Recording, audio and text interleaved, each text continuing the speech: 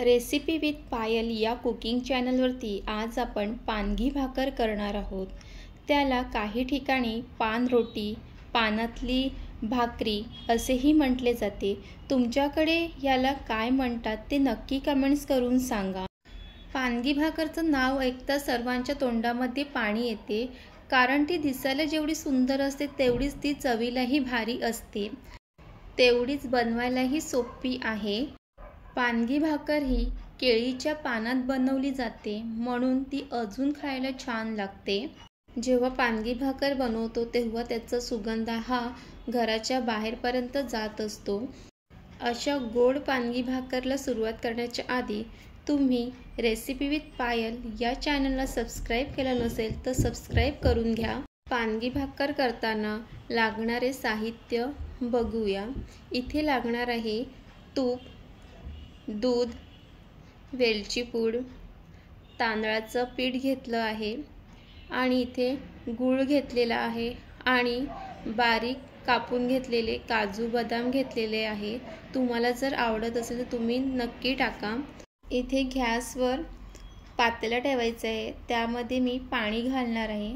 पाणीसोबतच मी इथे दुधाचाही वापर करणार आहे। तुम्हाला जर दूध नाही वापरायचं असेल तर नाही वापरलं तरीही चालेल, पण दूध वापरल्यामुळे आपल्या पानगी भाकरला खूप छान अशी चव येते, म्हणून नक्कीच एकदा वापरून बघा। त्याचसोबत त्यामध्ये गूळ वापरणार आहे। गूळ व्यवस्थित त्यामध्ये टाकून घ्यायचं आहे। इथे गुळाच्या ऐवजी तुम्ही साखरही वापरू शकतात, पण पानगी भाकरमध्ये शक्यतो गुळाचाच वापर केला पाहिजे। गूळ टाकून झाल्यानंतर ते व्यवस्थित मिक्स करून घ्यायचं आहे। गूळ, दूध आणि पाणी यामध्ये विरघळलं पाहिजे, त्यामुळे हे सर्व मंद आचेवरच गूळ विरघळून घ्यायचं आहे आणि त्याला असं चमच्याच्या सहाय्याने ढवळत राहायचं आहे। त्यामुळे आपलं गूळ हे लवकर विरघळलं जाते। जसं जसं गूळ विरघळत जाईल तसं तसं ह्याचं रंगही बदलत जाईल। तुम्ही बघू शकतात की किती छान असं रंग हा आलेला आहे। गूळ टाकल्यामुळे आपल्या पानगी भाकरला त्याची एक वेगळीच चव येते।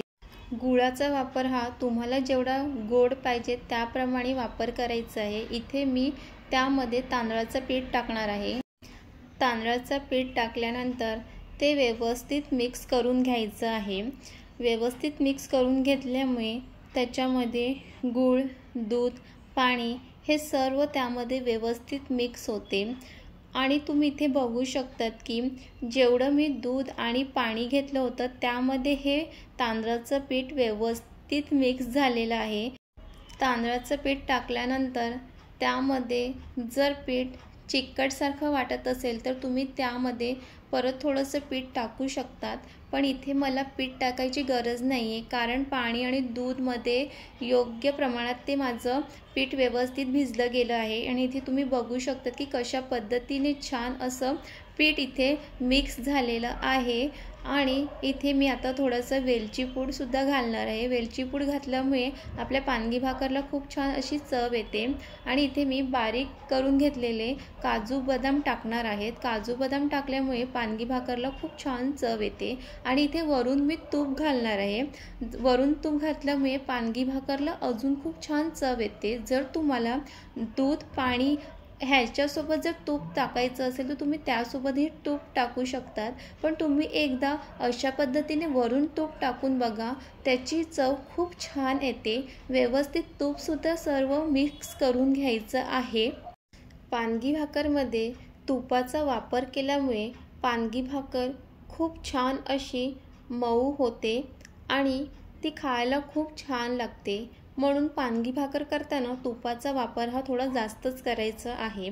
तुम्ही इथे बघू शकतात की आपलं हे पीठ व्यवस्थित मिक्स झालेलं आहे। अशा पद्धतीने मिक्स करून घ्यायचं आहे की पानगी भाकरचं पीठ तयार करताना तुम्ही सुद्धा दूध आणि तूप याचा वापर करतात का नक्की कमेंट्स करून सांगा। आणि इथे तुम्ही बघू शकतात की किती छान असं पीठ तयार झालेलं आहे। अशा पद्धतीने पानगी भाकरचा पीठ तयार झालेला आहे आणि हा पीठ तुम्हाला 15-20 मिनिटं झाकून ठेवायचं आहे। झाकून ठेवल्यामुळे हे पीठ व्यवस्थित त्यामध्ये फुललं जाते आणि व्यवस्थित पीठ फुललं गेल्यामुळे ती पानगी भाकर खूप छान होते। इथे पानगी भाकरचं पीठ 20 मिनिटं ठेवून झालेलं आहे। आता त्याला एका प्लेटमध्ये काढून घ्यायचं आहे। पीठ हे गरम असल्यामुळे ते चमच्यानेच काढायचं आहे आणि इथे तुम्ही बघू शकतात की पीठ किती व्यवस्थित फुललं गेलेलं आहे। पीठ जेवढं छान फुललं गेलेलं असेल तेवढं त्या पानगी भाकरला खूप छान होते आणि तेवढीच खायलाही भारी लागते। अशा पद्धतीने पीठ काढून घ्यायचं आहे। पीठ काढून झाल्यानंतर तुम्ही बघा की पीठ दिसायला किती भारी दिसत आहे। त्याचप्रमाणे पानगी भाकरसुद्धा खूप छान तयार होणार आहे। इथे पीठ गरम असल्यामुळे मी आधी चमच्याच्या साहाय्याने असं पीठ मिक्स करून घेणार आहे। व्यवस्थित चमच्याच्या साहाय्याने 10 मिनिटं पीठ व्यवस्थित मिक्स करा आणि अशा पद्धतीने मिक्स करायचं आहे। जर गरम असतानाच जर तुम्ही हाताने पीठ मळायला गेले तर चटके लागू शकतात, म्हणून थोडंसं पीठ थंड झाल्यानंतर हाताने पीठ व्यवस्थित मिक्स करून घ्यायचं आहे आणि तुम्ही जेवढं पीठ जास्त वेळ मळून घेईल तेवढीच आपली पानभाकरी ही छान होते। अशा पद्धतीने इथे चमच्याच्या साहाय्याने पीठ मिक्स करून घेतलेले आहे। पीठ आता इथे थंड झालेलं आहे। थंड झाल्यानंतर हाताच्या साहाय्याने पीठ व्यवस्थित मिक्स करून घ्यायचं आहे। तुम्ही व्हिडिओमध्ये बघू शकतात की पीठ आपलं किती छान असं झालेलं आहे। पीठ मळताना तूप हा हाताला लागला पाहिजे, तर बघू शकतात की तुम्ही तूप कसं हाताला दिसत आहे। अशा पद्धतीने तुपाचा वापर हा पानगी भाकरमध्ये करायचा आहे आणि इथे मी व्यवस्थित इथे पीठ मळून घेणार आहे आणि तुम्ही अशाच पद्धतीने पीठ मळून घ्यायचं आहे आणि इथे व्यवस्थित पीठ हा मळून झालेला आहे। पीठ मळून झाल्यानंतर इथे मी तवा घेणार आहे। तव्यावर मी केळीचं पान ठेवणार आहे। त्याआधी केळीचं पान स्वच्छ धुवून घ्यायचं आहे। इथे मी 2 केळीच्या पानाचा वापर करणार आहे। इथे व्यवस्थित केळीची पानं ठेवून घ्यायची आणि त्यावरती मळून घेतलेला पिठाचा गोळा घ्यायचा आहे आणि त्याला व्यवस्थित त्यावरती थापून घ्यायचं आहे। व्हिडिओमध्ये तुम्ही बघू शकतात की मी कशा पद्धतीने ते थापून घेत आहे। पीठ 15-20 मिनिटं झाकून ठेवल्यामुळे आणि त्यामध्ये तुपाचा वापर केल्यामुळे अशा पद्धतीने पानगी भाकर ही छान अशी थापली जाते। तुम्ही बघू शकता की किती व्यवस्थित सहजरित्याने ते थापली जात आहे। अशा पद्धतीने हलक्या हाताने ही पानगी भाकर थापून घ्यायची आहे आणि अशा पद्धतीच्या कडेने सुद्धा ते व्यवस्थित करून घ्यायचे आहे आणि इथे पानगी भाकर ही व्यवस्थित थापून झालेली आहे। पानगी भाकर व्यवस्थित थापून झाल्यानंतर वरून परत केळीचं पान ठेवायचं आहे। केळीचं पान व्यवस्थित ठेवून घ्यायचं आहे। केळीचं पान ठेवून झाल्यानंतर गॅसवरती तो तवा ठेवायचा आहे। 2 मिनिटं गॅस फास्ट ठेवायचा आहे आणि त्यानंतर स्लो करायचं आहे। इथे केळीच्या पानावर आपण झाकण ठेवणार आहोत आणि त्यावरती आपण काहीतरी वजन ठेवायचं आहे। इथे मी खलबत्ता ठेवत आहे। तुमच्याकडे जर काही वजन काही असेल तर ते तुम्ही ठेवू शकतात। अशा पद्धतीने वजन ठेवल्यामुळे त्यातली हवा ही बाहेर जात नाही आणि बाहेरची हवा त्यामध्ये जात नाही आणि आपली जी पानगी भाकर आहे ती लवकर शिजली जाते। त्यामुळे अशा पद्धतीने त्याच्यावरती काहीतरी वजन ठेवायचं आहे आणि 15 मिनिटं झाल्यानंतर ते वजन आणि झाकण काढून घ्यायचं आहे। व्यवस्थित काढून घ्यायचं आहे कारण ते गरम आहे, त्यामुळे हलक्या हाताने व्यवस्थित काढून घ्यायचं आहे आणि इथे तुम्ही बघू शकतात की आपल्या पानगी भाकरच्या पानाला खूप छान कलर आलाय, म्हणजे आपली आतली जी पानगी भाकर आहे तीही व्यवस्थित शिजली गेलेली आहे आणि खूप हलक्या हाताने ती पानगी भाकर पलटून घ्यायची आहे कारण ती गरम आहे। ती पलटून घेताना व्यवस्थित काळजी घेऊन ते पलटून घ्यायची आहे। त्याचप्रमाणे पलटून घेतल्यानंतर दुसऱ्या बाजूने सुद्धा एक झाकण ठेवायचं आहे आणि त्यावर वजन ठेवायचं आहे।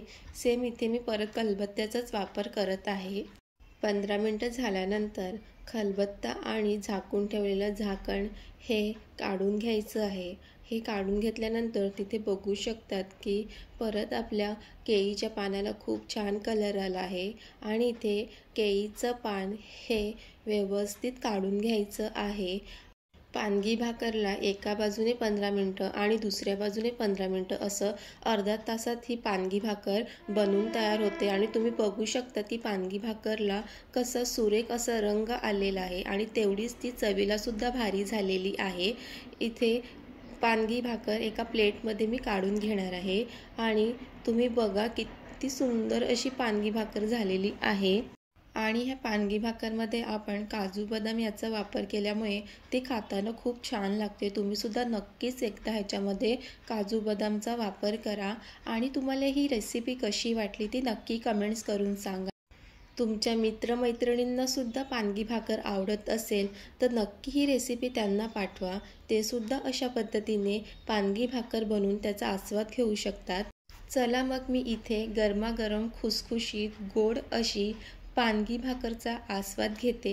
पण तुम्ही कुठे चाललात? तुम्हाला तर आपल्या चॅनलला म्हणजेच रेसिपी विथ पायल या चॅनलला सबस्क्राईब आणि लाईक शेअर कमेंट्स करायचं आहे. Bye bye.